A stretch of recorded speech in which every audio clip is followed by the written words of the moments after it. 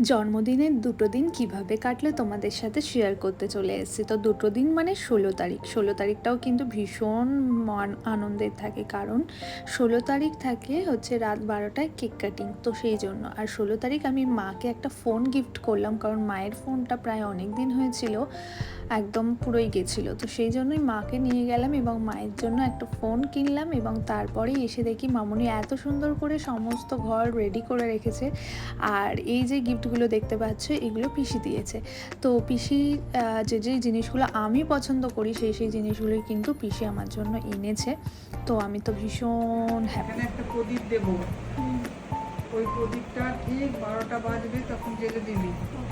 প্রদীপটা এখানটায় প্রদীপটা জ্বালবি, তো মোমবাতি ফুল দিয়ে নেভাতে হবে না, বুঝেছো? মোমবাতি আমি আনিও নি, প্রদীপটা জ্বলবে, দুজন মিলে